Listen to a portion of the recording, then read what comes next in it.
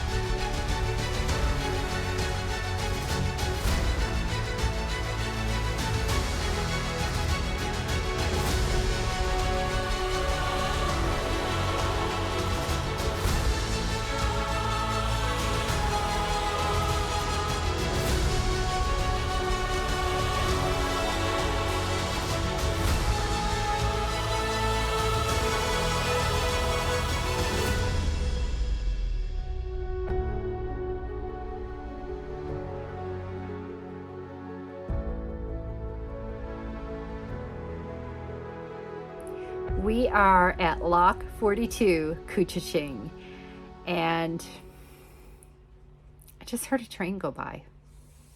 4:30. 4:30. I hate these trains.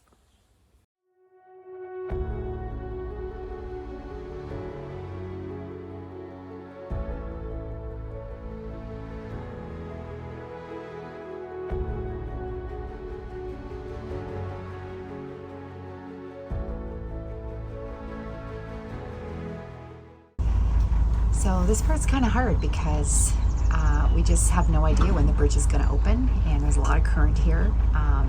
It's probably one of the least favorite parts about going through the locks. You're at the mercy of the bridge operators, and I'm sure they have their reasons. We saw a train go by, we heard the train go by, and the bridge isn't opening. It could very well be that there's another one coming, and we just have no idea. Okay, it's actually the train's behind us, but in front of us is a road. So I don't know. I don't know what's going on. Here's our signaler.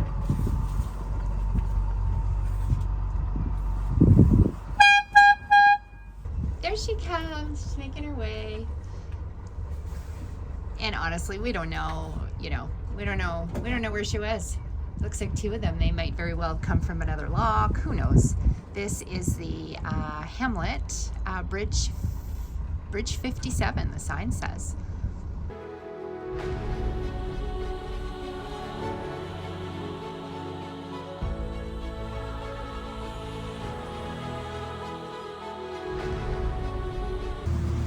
Oh, my mom gave me this for Christmas, and let's see if it works out, because these deer flies I call them deer flies. Roger calls them horse flies.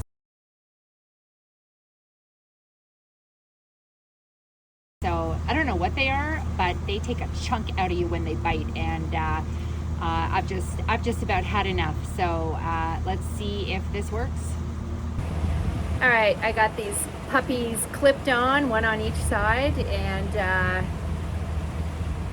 let's see if they work. Hey, babe. You look good. Aren't I pretty? You're real pretty. So pretty, you're dragging me down. Oh! been 20 minutes. Has it worked? It's buzzing you right now, not buzzing me. Do you see any?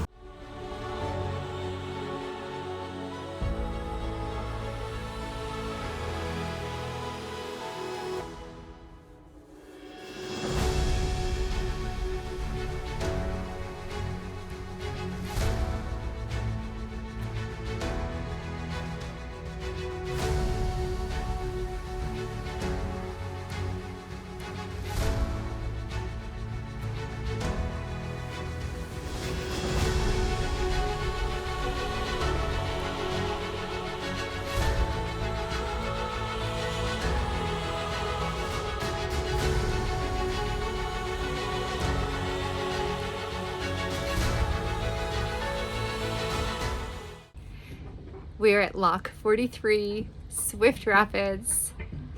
There are only a couple more locks left, and then we will be out in Georgian Bay. Wow. Okay, holy moly.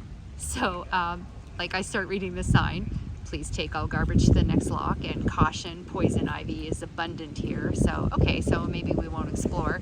And then I see the one next to it, caution, venomous snakes in area.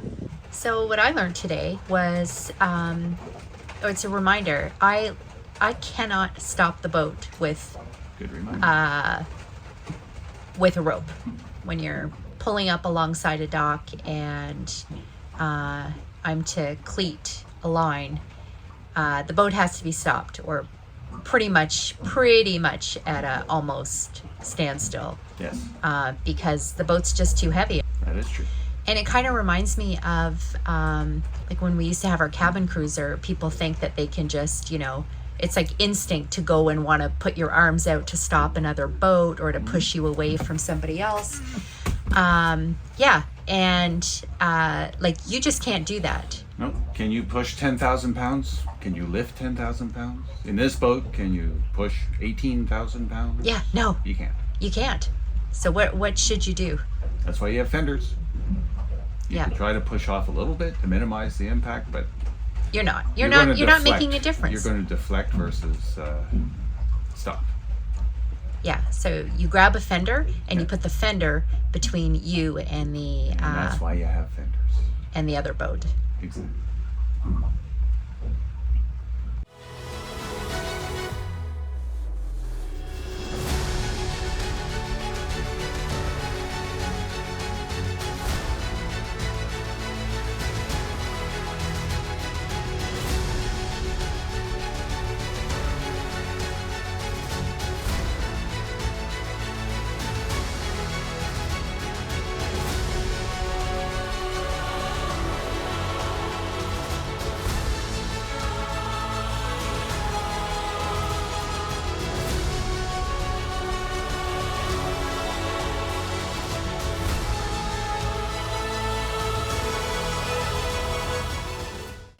We are at Lock 44, the Big Chute. It is the only marine railway of its kind in North America.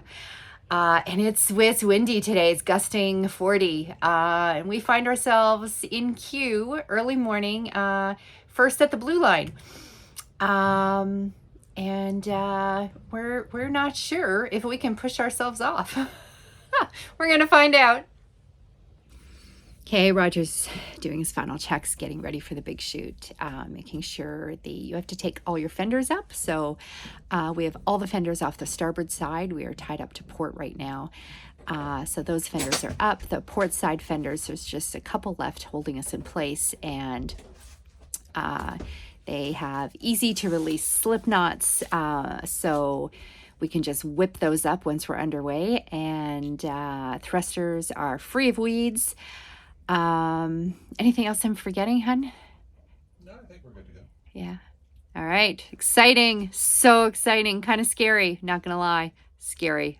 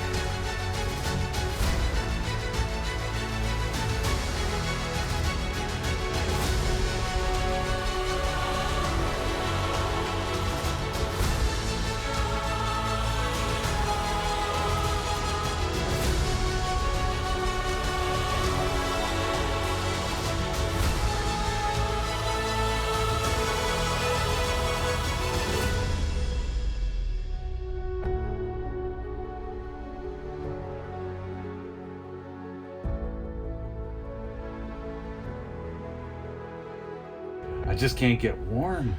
I It's know. like 16 degrees and it's June 30th. Yeah. It was cold. It was cold, shitty. It was like piss and rain, High winds. high winds, super high winds. Let's do a freaky marine rail transport over a road. My raincoat is well, it's not waterproof. Mine is. So honey, we went through the Big Chute. We did. Big shootout for them. It's kind of freaky. Half the boat was hanging off the back carriage of this transportation device, which I thought for sure were going to teeter right off. And I was standing on the flybridge, so I was another 15 feet or 20 feet higher than the deck. I hated every second. Every second I hated it. It was horrible. I told the lock guys, like, this is the coolest lock on the entire Trent Severn.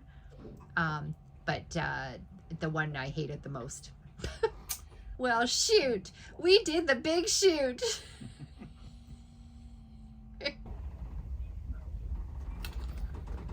We finished our first month. And we've made it to the end of the Trent Severn Waterway, all the way from Gananoque. And I have a couple of numbers for you. Now, we didn't go directly here. We did stop in Balsam Lake and so on. So everybody's going to have a different number. But our numbers, we have 560 kilometers of travel, or 345 miles. We burnt 331 liters of fuel. And it works out to about 1.5 gallons per hour, which is right in line with what the expectations are. To do the Trent Severn, we also had to buy a pass. We bought a one-way pass, one-way lock-through pass, which only allows us to go one way, go all the way to the end. And we also chose to buy the mooring pass. That's optional. It was optional, but it was a good deal because it was $1.25 a foot, I believe. And it's it was so convenient. Whenever we wanted stuff for the day, we just stopped. Yeah, it was great. Yeah, so I would do that again. I would buy the mooring pass. And groceries, we spent a lot on groceries for the month, but part of that, the last time in Aurelia, was a big resupply, because I'm just not sure how many more opportunities we have to get a lot of the stuff that's going to last us through when we're anchored in a beautiful anchorage and there's no store nearby. Yeah, that wasn't food for June. That was more food for July and August. And August.